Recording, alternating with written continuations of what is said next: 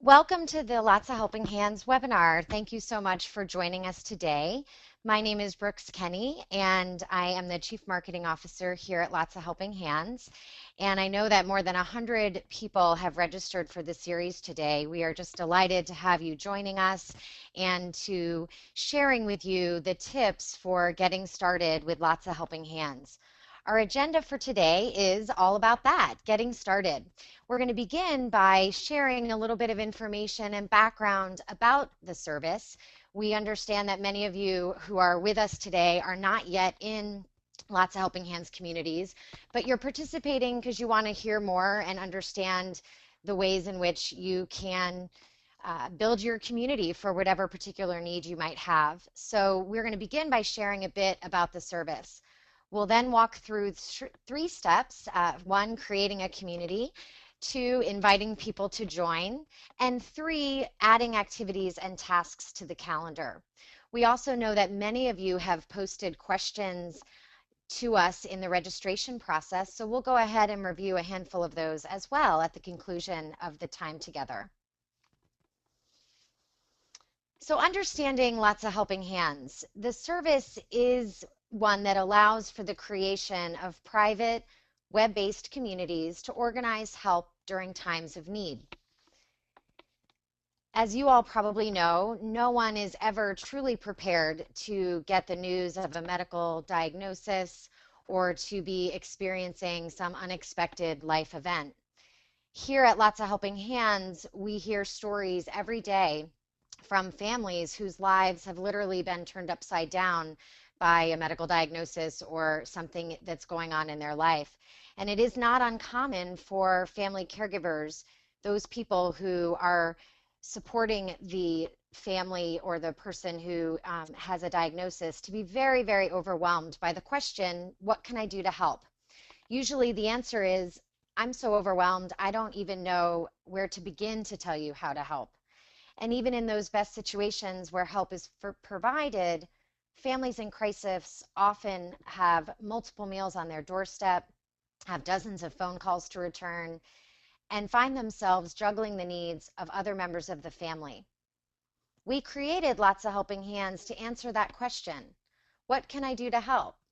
So if you or someone that you know find yourself asking that question, you know that there are those people, what we call someone's circles of community, your neighbors, your friends, your family, people in a religious community, school friends, colleagues at work, all those people who are eager to help during times of need. Lotsa Helping Hands, together with you, can bring them together to organize that help. The service includes a set of features designed specifically for caregivers and those wishing to support them. Our coordination calendar allows you to post volunteer tasks that are needed to help in a particular situation. It's an easy way to organize those well-meaning offers of help for meals delivery, rides, and visits. We have a growing list of community building features. These allow members of each private community to easily connect with one another. Members can share photos, post announcements, use our message boards, send well wishes to the family, and share other information for their particular situation.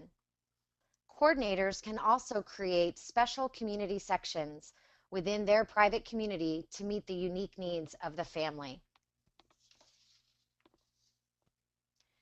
The service also includes a vital information section that allows for coordinators to safely store and retrieve vital information to the family, from medical and health records to financial and legal documents. The coordinator can then make this information available either to the entire community or to select members, such as the immediate family. So in summary, Lotsa Helping Hands is a caregiving and coordination web service allowing family, friends, neighbors, and colleagues, what we call someone's circles of community, to more easily assist with those tasks that become a challenge during times of medical crisis, caregiver exhaustion, or when caring for an elderly family member. Getting started with Lotsa Helping Hands. There are 3 steps that we would like to cover to get started with your Lotsa Helping Hands community. creating a community, inviting people to join, and adding activities and tasks to the calendar. Step 1, creating a community. We're often asked who should create the community at Lotsa Helping Hands. There are two types of participants in communities, coordinators and members. Coordinators are responsible for keeping track of membership information for other members, posting new activities on the calendar, and receiving confirmation emails when someone volunteers for a task. You actually can have as many coordinators as you'd like in your community, and you can customize the settings for the coordinators. So some might focus on organizing meals, another might focus on organizing announcements, and yet another might coordinate childcare if that's a need that you have in your community. And members are defined as those volunteers who sign up to help. To create a community, you visit lotsahelpinghands.com, and there you can find information about our service, links to our webinars, and stories of community support. While our focus is on caregiving, we do have thousands of communities that have been created to organize volunteer efforts in the classroom, coordinate help for new parents, support a military or veterans family during deployment or upon arrival home, and organize general volunteer efforts in towns and neighborhoods. So let's begin with creating a community. The first step is to click on the Create a Community tab on the home page. Once you've clicked on that tab, it will bring you to this form. And there are a few steps in this process. First, you will fill out this form. Next, you'll check your email, where there will be an email from Lotsa Helping Hands with instructions and a link that you can click on to verify your community. And then your community will be complete and you can get started. Let's walk through the form. The first section of the form is all about your community. You can choose any name for your community, and this can easily be updated. In this case, Todd's Helping Hands. Enter your zip code. Share with us the community purpose for your community. We know that many of you might be creating caregiving communities, but perhaps you're creating a community to support a military family or a volunteer group for your local school. The next section of the form is all about you, the lead coordinator, or the person first creating the community. You enter your first and last name. Your phone number is optional and can be added later. And most importantly, your email address and password that you would like to use. If you are in more than one community, you will use the same email and password for each. The next section of the form is called Helpful Resources for Your Community. Here you can choose to identify your community with resources from one of our nonprofit partners. We work with many of the nation's leading nonprofit organizations that provide helpful resources to our communities. You can choose one that may be of interest to you. For example, if you are creating a community to help someone coping with ALS, you may wish to choose the Muscular Dystrophy Association for your community. Next, we hope you tell us how you learned about us so that we can continue to expand our outreach efforts. So you can choose from one of the items below on the list. Last, you can view our terms of use and privacy policy and indicate that you've read and agree to them by clicking on the box to the left. Finally, you can click on Create My Community website. And once you've clicked on My Community website, we're going to go ahead and check your email. Here is an example of a confirmation email that you would find in your inbox. You can see that in the subject line, messages from our system include in the parenthetical LHH, and the subject says, Your new community website powered by Lotsa Helping Hands. You can review the email and then simply click on the link that is included. You can also copy and paste the link into your browser. We recommend that you hold on to this email for future reference.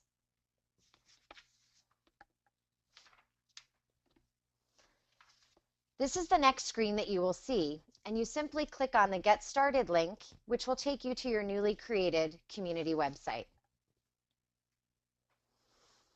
Here's a view of the community homepage when it is first created. Let me walk you through some of the basic geography of the site. The name of the community, Todd's Helping Hands, appears at the top of the screen. Along the top, you also have tabs: Home, Me, People, Administration, and About. The Me tab is all about you and where you can include information about yourself that may be of interest to members of the community.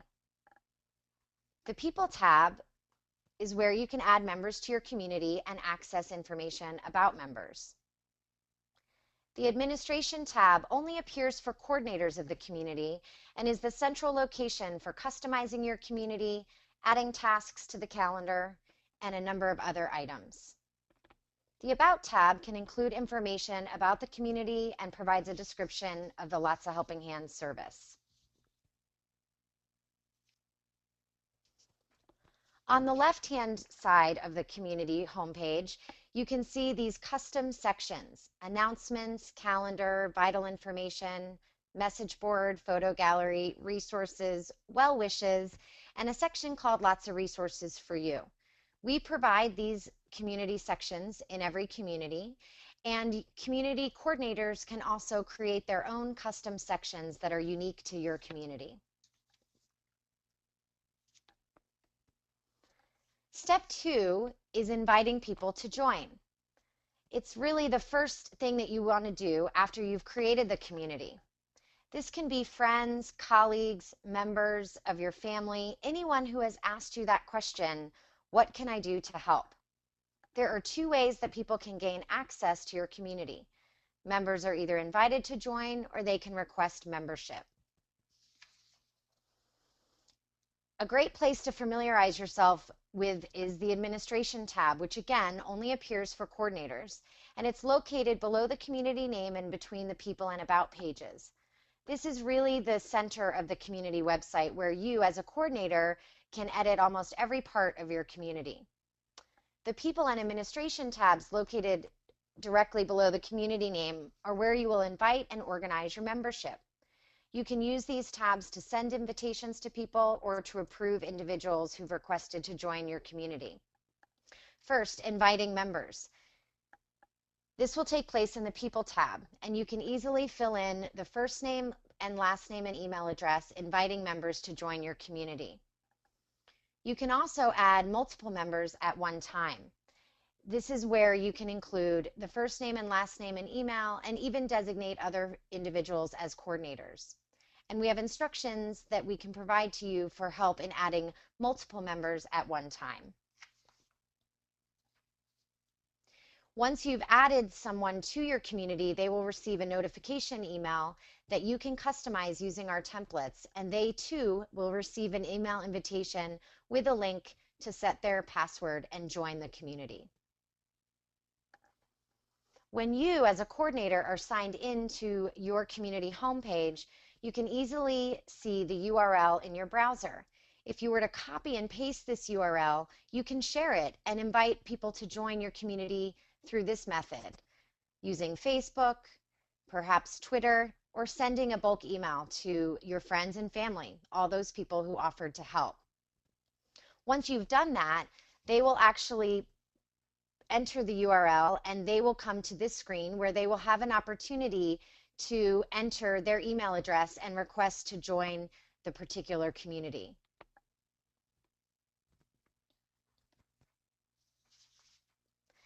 Step 3 is focusing on adding activities and tasks to the calendar.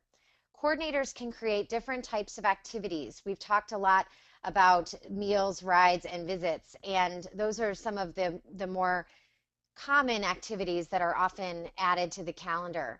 Activities are titled things like weekday dinners for delivering meals, and then the specific task represents a single specific instance of an activity. And it's very simple to do, and I'm actually going to walk you through creating activities and tasks on the calendar. Here's an example of that sample community, Todd's Helping Hands. This is a blank community with not a lot of activity in it at this point. Todd's wife, in this particular example, was diagnosed with breast cancer. And he and his wife, Mary, have 3 kids, age 7, 4, and 2. Now Todd has become a primary caregiver, and he's feeling pretty overwhelmed and also really moved by the genuine and heartfelt offers of help that he receives from his own friends and colleagues and from his wife, Mary's friends and colleagues and family and neighbors, and is trying to manage it all. So his wife has a friend named Cindy who actually went ahead and created this community to help support him. And they need a lot of help. They need rides to chemotherapy. They need meals for the kids. And so we're going to use this example to showcase how to enter a meal activity. So this is the home page, and you can see there's a 2-month view of the calendar here. I'm going to click on Create a New Activity. Creating an activity falls into the categories of what, when, where, and who. And we're going to walk through this process step by step. The first is the activity type. And in this case, we're going to have it be preparing meals. And then we're going to give the activity a name. We're going to call this activity Weekday Dinners. The calendar will automatically include a label that describes the particular activity. In this case, it's meals, so we're going to leave it there. Because this is a meal activity, I have the opportunity to incorporate dietary restrictions. So if we'd like, we can make this a low-fat meal, we could make it a vegetarian meal, whatever is specific to that particular family. So in this case, I'm going to say 2 adults and 3 children is how many people are in the community.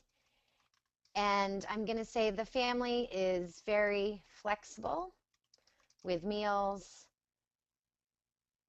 Please include meals in disposable containers for easy cleanup. And then I'm going to click Continue. The second part of creating a new activity is the when, and this allows us to add dates to the activity by clicking on the calendar to the right. So let's pretend that they need meals 3 times a week. So we're going to do Monday, Wednesday, and Friday. And you can easily click on the dates here in order to show you how the calendar highlights. But I'm going to actually start up here by giving you the start date of September 5th. And let's suppose that this family is going to need meals through the end of November, at least as a place to start. And we're going to indicate that we're going to do a weekly, and that is going to allow us to show all of the dates. So you can see this has it repeating every single day. And this is actually a very easy way to do it, where you can just click off the dates where you don't need any type of meals delivered, and you can see that it shows you the calendar very easily there. But let's suppose that on the 30th, the family does not need a meal, but they really need some help on the 29th. So you can actually click on the 29th and then unclick on the 30th, and so you can customize it further that way. What time do we need the meals delivered? Well, they have 3 young children, so dinner time often is a little bit earlier. Let's start at between 5 and 5:30.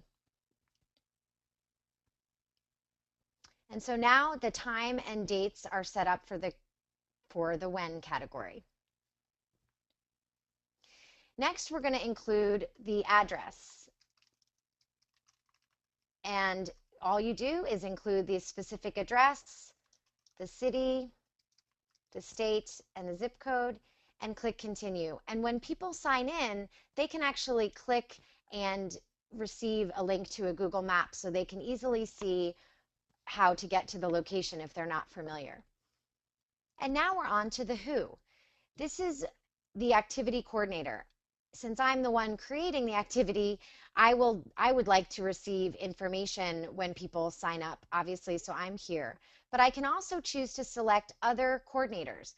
Perhaps Todd himself is one of the coordinators in the community, and maybe Mary as well. And they also want to know when people and who are bringing meals to the family. So I can designate other coordinators to receive those notification emails when one of the members of the community signs up to help. I can also indicate how many volunteers are needed for a particular task. In this case, we only need one person to bring the meal for each particular day, so I'm going to leave it at one. But if you had a particular event or something else in your community that required multiple volunteers, you can add up to 20 volunteers for a particular task. I then click continue, and now I have the screen that asks me to verify that I'm going to be creating this activity. And I'm simply going to click Create Activity. Once I've done that, a very important step in the process as a coordinator in the community is I can immediately send an email message about this activity.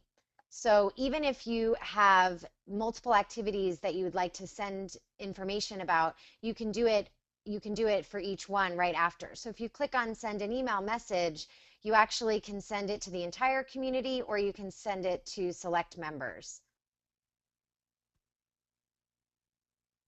So now you can see I'm back on the home page, and on Monday, Wednesday, and Friday in September, I am able to see the meal activity. I can click on it and get a little bit of a snapshot, or I can click on view details and get more information about that activity. I can easily click on the address and get directions via a Google map. I can also include the types of meals that I want to bring. So if you're signing up to bring a meal, you can even say pizza and ice cream. That sounds good for kids, I think. I know my kids would enjoy that.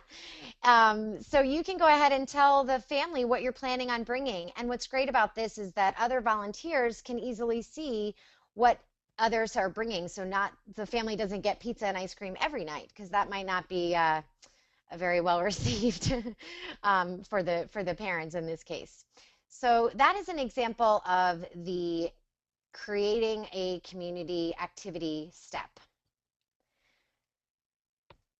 So we are going to go back to the presentation now, and we wanted to address some of the questions that you all have asked, and we wanted to make sure that we highlighted for you some of the ones specifically that were asked, but also to remind you that we are here round the clock at Lotsa Helping Hands to provide support to coordinators and members of our communities. So if you have a question that was not answered today in the session, or if you need additional help or additional feedback, or if one of the steps that I reviewed with you today was not clear, or you need more detail, or you need it reviewed again, we've got a wonderful member support center and a team that is at the ready to answer your questions and provide additional help to you. But I would like to go through some of the questions that were asked and make sure that we address them.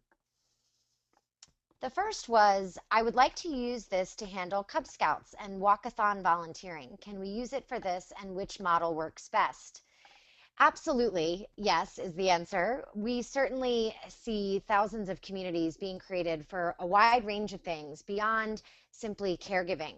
We have started to, years ago, receive emails from people saying, I used this when my friend was dealing with recuperation after surgery, and I think it would make a lot of sense for my daughter's Girl Scout troop or a local event in my town that requires volunteers. So you certainly can use the Lotsa Helping Hands service to organize volunteers and to utilize the custom sections which are included in the community that really allow you to make it your own. So for example, in the Todd's Helping Hands, along these sections, you can create your own custom sections, which we didn't review today in the webinar, but we certainly have other webinars that address that, and our member support folks can help you. But it's from the administration tab. You can click on sections, announcements, and emails, and you can create your own specific section that has things related to Cub Scout forms or timeline for the walkathon or anything that's specific to your particular coordination needs. So yes, we welcome you using the service that way and are happy to provide you with support. Another question that came in was, I'm the sickie, should I be the coordinator? And we really appreciated getting this question because get asked the question often, who should be creating the community? As I mentioned earlier, the person that actually goes to lotshelpinghands.com and clicks on create the community and fills out that form is technically the lead coordinator. But there can be multiple coordinators within every community, and many of our communities have more than one. What's nice is to have not only the person that creates that community, who could be the recipient of the support, it could be the caregiver, or it could be a close family member or friend who's watching their loved one either in a caregiving role or dealing with a diagnosis. And so there's no rule about who becomes the coordinator and who first creates the community or who serves as a coordinator in the community. We do recommend that, as I showed in the example with Todd's Helping Hands, if someone does create a community for you, so to the person who asked this question, chances are you're getting a lot of offers of help. And one response might be, I'd love for you to create a community at Lotsa Helping Hands for me. And if that person then does that, they can make you one of the coordinators in the community. That way you're not responsible for posting needs on the calendar uh, or customizing the community, but you may want to have your own blog where you update your friends and family in the community. You also want to be able to receive the emails when people sign up to help you. So we do think it's a good idea for you to potentially be part of the community in a coordinator role, but to certainly have others there who are managing the day-to-day organization of the community, so that that's not something that you have to be focused on. So we've seen it happen in many different ways. Another question is, I am a member of a community for a church and I want to use Lots Helping Hands to organize volunteers for a community garden. Will it work? And again, similar to the first question, absolutely. And we're thrilled to have you all be part of a community for a church. We have hundreds and hundreds of communities that have been created to manage the existing volunteer efforts through a religious organization. We know so many religious groups help multiple families at a time and do so much good work in the community. And so we have a lot of communities, we're very proud to say, that use Lots of Helping Hands this way. But certainly if you wanted to do something just specifically for a particular activity like your community garden work, that's more than fine. You could create a new community and name it something that's more applicable to that specific item, and then gather your volunteers and use it that way. And if many of your volunteers are already part of your larger church community, they already have their email and password as part of Lots of Helping Hands, and they can easily participate in your community garden work as well.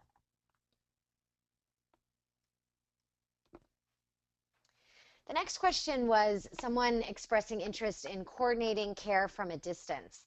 And distance caregiving is definitely a challenge for many across the country, and particularly in elder care situations where siblings might be caring for mom or dad, and it is very challenging to keep all those family members up to date. And so we oftentimes see distance caregivers create a community at Lots Helping Hands to keep everyone in their circles of community up to date on how their loved one is doing. So you certainly can be the lead coordinator of a community that might be created, I'm just going to say fictitiously, for an older adult parent who you might not live near, but for whom you're providing care rather.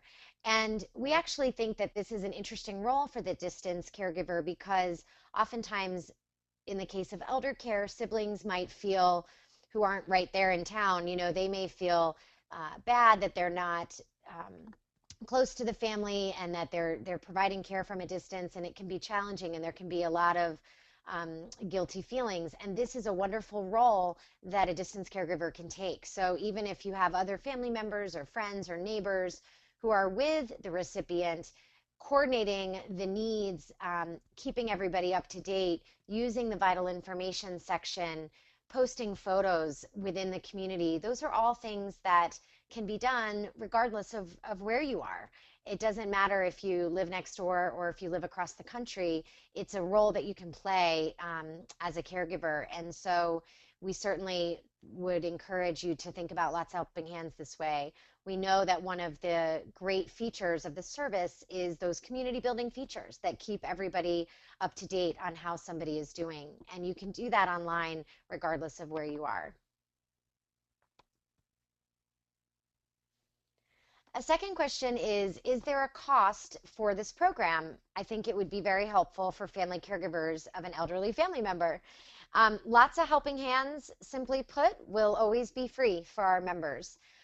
Everyone here on the team is very much committed to that. It's part of our philosophy, and so the service is free.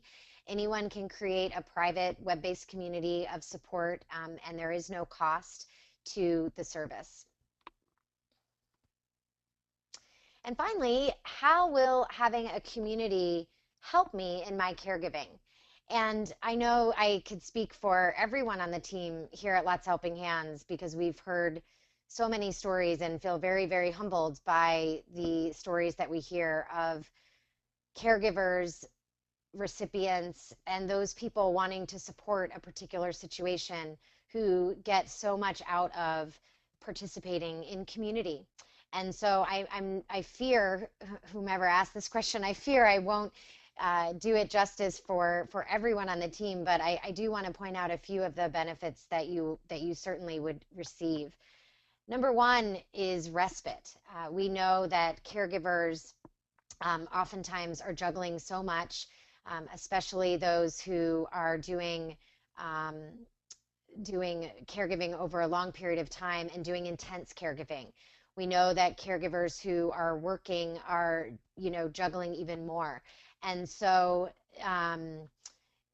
providing an opportunity to get some respite and some relief from some of those daily tasks that just take up a lot of time, that don't allow you personal time for yourself, that don't allow you to take care of the things that you might need to. Having a community of support around you can provide you with some additional opportunities for relief and respite.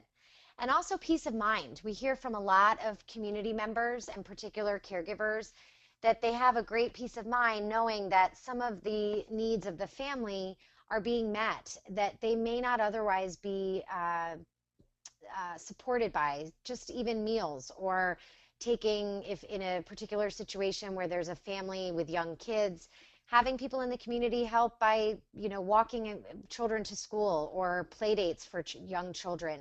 Just knowing that those things are happening and that people are pitching in can bring a lot of peace of mind, not only to the caregiver, but also to the recipient, the person who perhaps has a cancer diagnosis or other challenge. We also hear from caregivers that it reduces the juggling act. It can have the caregiver very much focused on taking care of him or herself as well as their loved one. And all these other aspects of the day-to-day juggle can be swooped up by wonderful people in your circles of community who are really there and want to lend a hand. It goes without, I think it's an important aspect as well.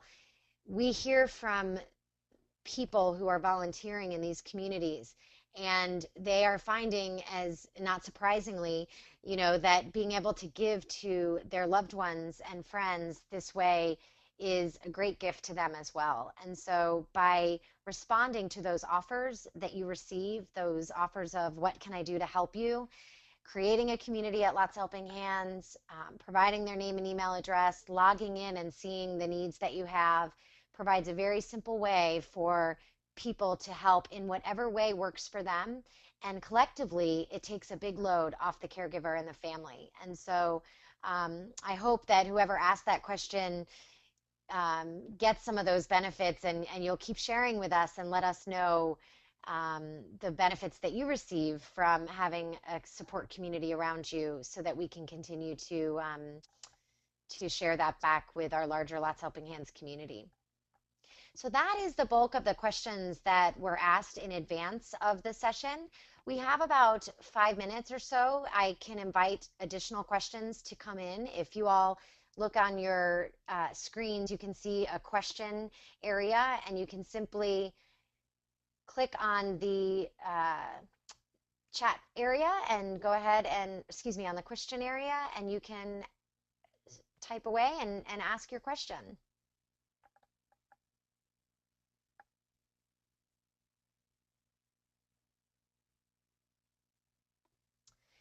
So one of the questions that was asked is, do you have a smartphone app for this? And we really appreciate that question. And we do have a product roadmap and continue to invite feedback from our members and coordinators about the types of services and new features they'd like to see. And having a mobile applications is in our roadmap. I can't speak to a specific time frame, but it is in our plans in the future. Another question that was asked is, do you have any senior centers or government agencies that utilize this service for their volunteers? We do have a number of local community-based organizations that are utilizing our service. As I shared earlier, we have partnerships also with more than 50 nonprofit organizations, which I know is a little bit separate from the question, that provide a version of our service back to their audience. And we know from just the cross promotions that we do online that many local community-based groups, many senior centers, other local chapters of different organizations and agencies provide links to our service. We have a marketing kit that we provide. It's templated and allows for anybody that is interested to include links and promote the service in that way. And then we have more detailed partnerships as well, which we'd be happy to talk with folks about.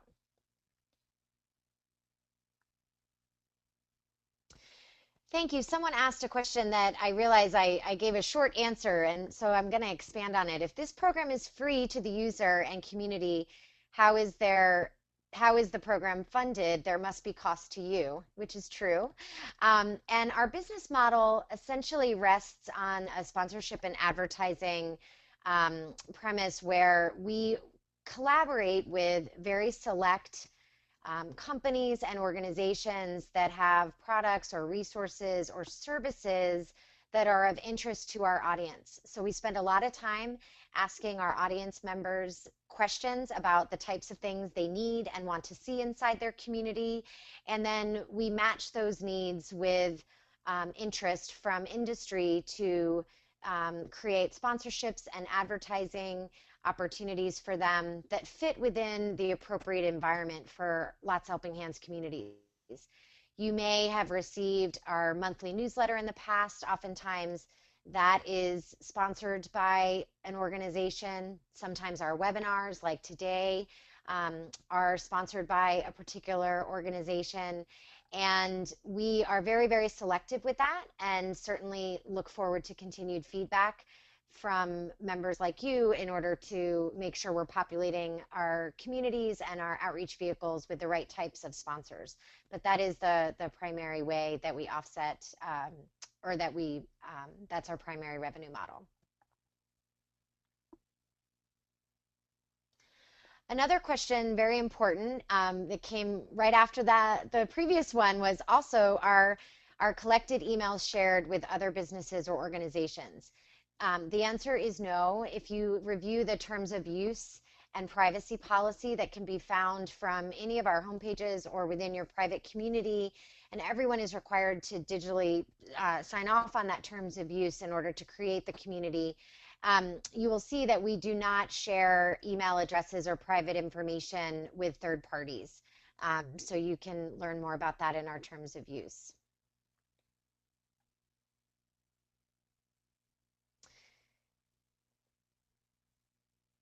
someone asked, what about those who would like to help but don't have computer access?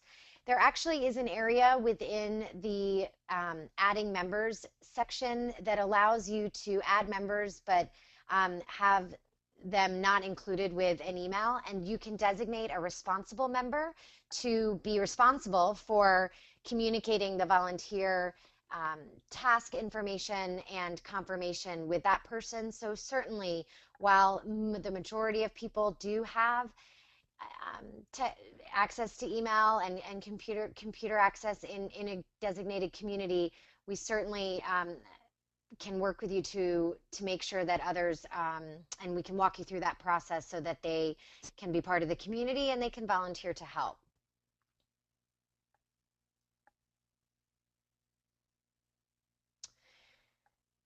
Okay, well, I think that that summarizes most of the questions. I see a few more that looks like there might be typing in, so I'm just going to wait to make sure. And if we did not address the particular question that you asked today, my apologies. We certainly have a record of all of the questions that were posed either prior to the webinar or during the webinar today, and our amazing member support center team will be getting back to each and every one of you to make sure that your questions are answered.